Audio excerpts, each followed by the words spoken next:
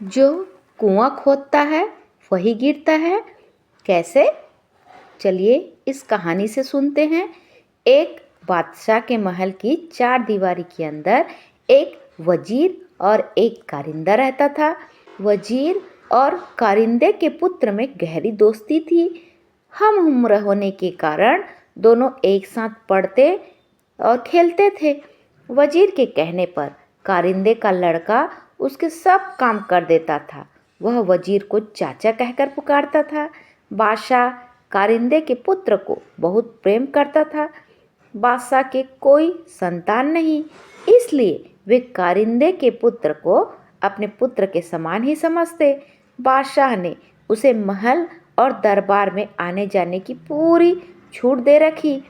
कारिंदे के पुत्र के प्रति बादशाह का प्रेम देख वजीर को बहुत जलन होती थी।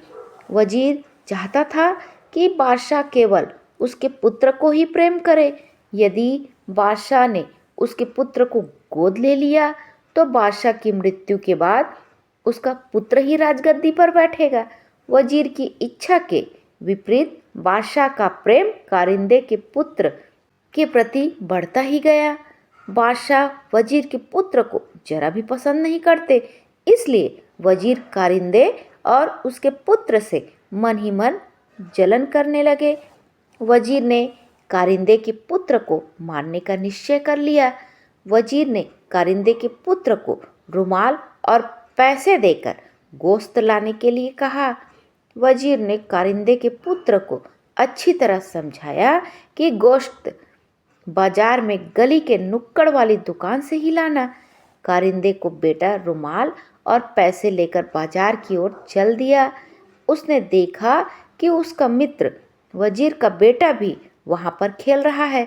वजीर के लड़के ने कारिंदे के पुत्र से कहा कि तुम मेरा दांव खेलो, मैं जाकर गोश्त ले आऊँगा। कारिंदे के पुत्र ने उसे पैसे और रुमाल देकर दुकान का पता बता दिया। इस प्रकार वजीर का पुत्र गोश्त लेने चला गया और कारिंदे का पुत्र दांव खेलने लगा। वजीर के पुत्र ने दुकानदार को पैसे और रुमाल देकर कहा कि इसमें गोश्त बांध दो। कसाई ने रुमाल में बने हुए निशान को पहचान लिया। इस रुमाल को वजीर ने कसाई को दिखाते हुए कहा था कि जो लड़का इस रुमाल को लेकर गोश्त लेने आए तुम उसे मौत के घाट उतार देना।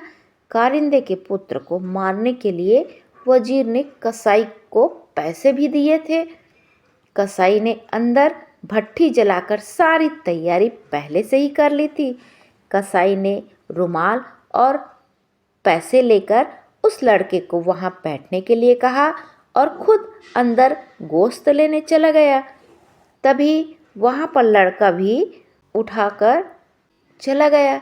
कसाई ने तुरंत उस लड़के को उठाकर जलती हुई भट्टी में झोंक दिया। कारिंदे का पुत्र अपना दांव खेलकर अपने घर जा रहा था कि उसी रास्ते में वजीर मिल गया। कारिंदे के पुत्र ने पूछा, चाचा भैया गोश्त ले आया? इतना सुनकर वजीर के पैरों के नीचे से जमीन खिसक गई। तभी कारिंदे के पुत्र ने कहा, चाचा भैया ने मुझसे रुमाल और पैसे ले लिए थे और कहा कि तुम मेरा दांव खेल लो, मैं गोश्त लेकर घर चला जाऊंगा। मैंने भैया को दुकान का पता भी बता दिया था। वजीर की आंखों के आगे अंधेरा छा गया और उसके मुख से एक भी शब्द नहीं निकला। अपने पुत्र को याद करता हुआ वजीर अपने घर चला गया।